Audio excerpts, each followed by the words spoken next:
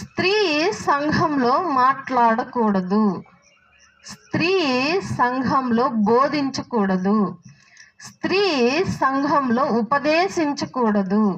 తాను ఏమైనా తెలుసుకోవాలి అనంటే పురుషుని వద్ద నేర్చుకోవాలి. తాను ఏదైనా తెలుసుకోవాలి అనంటే ధర్మశాస్త్రంలో తోరా అనబడేటువంటి ఖండాలను నేర్పటం జరుగుతుంది. కాబట్టి స్త్రీ ఇంటికి మాత్రమే పరిమితమై ఉన్నది అని చెప్పి సమాజము స్త్రీని చాలా తక్కువగా చూసింది, హీనంగా చూసింది. అయితే నీ ప్రభువు స్త్రీని ఎక్కడ పెట్టాడో చెప్తున్నాం. ప్రతి ఒక్క మతంలో స్త్రీ హీనంగానే ఉంది, ప్రతి గ్రంథాల్లో స్త్రీ హీనంగానే ఉంది. పాపయోనిలో నుండి పుట్టిన వారు గనుక, పాపయోని కలిగిన వారు గనుక స్త్రీలు